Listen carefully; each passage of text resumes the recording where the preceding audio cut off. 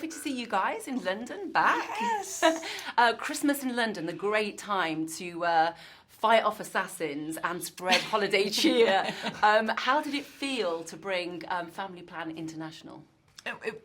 Awesome. I mean, it was so exciting. I mean, I was just excited to get to shoot a sequel.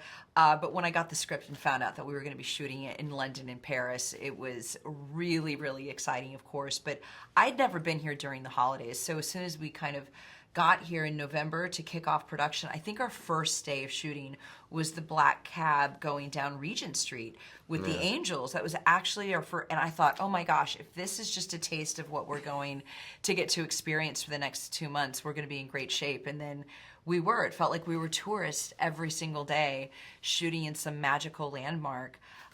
This action-packed family, vacation that we've come to know and love so much. So it was amazing.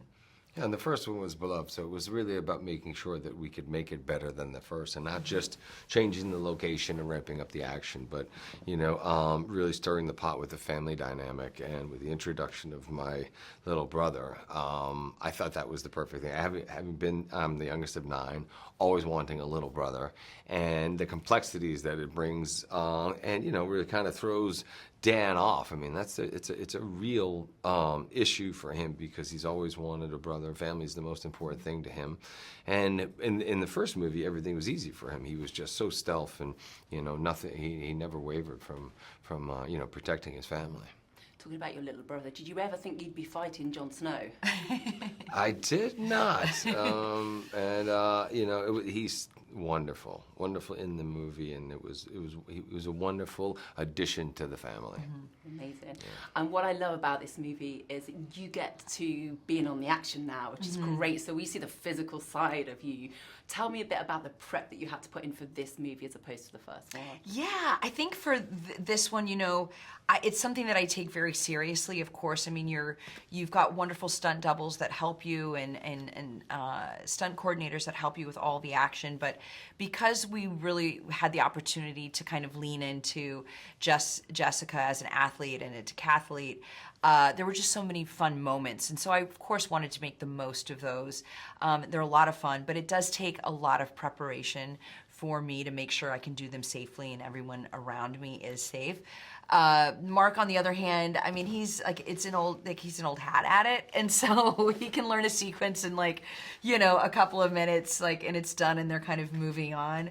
But I think it's one of the things that we really all enjoy, audiences really love, is that even though despite it being a family film, there are some really amazing action-packed, high-octane moments and big sets. And so we really try to make the most of those. Yeah, the Morgan family, when I watch, I'm just a little bit, my life feels a bit boring, I've got 2 kids, one's 15 and my son's 5. I'm like, oh, that's boring. How do you, have you got any tips for not comparing yourselves to other families and keeping your life to yourself? Because I think a lot of people do that these days. A lot of people do that. Yeah. It's easy to do that if you're so busy looking at everybody else and what they're doing, and who knows what is fabricated and what's real. I think, the grass is always greener on the other side. We're very fortunate and very blessed, and, you don't really get to pick and choose your family. You're stuck with each other, and in a wonderful way. So, I think, but it's easy to get caught up in that. Yeah. And I think as Mark said, you just sort of know your family values, and there's a lot of times we can be sitting around the table and somebody can say, well, so-and-so gets to do that, or their curfew is that, and they're like, okay, well, that's great. That's great for so-and-so, that's great for their family, but this family, this is what we do, and just sticking to, I'm thinking about it, I had those conversations way too often. Yeah, exactly. You're just like, oh my God.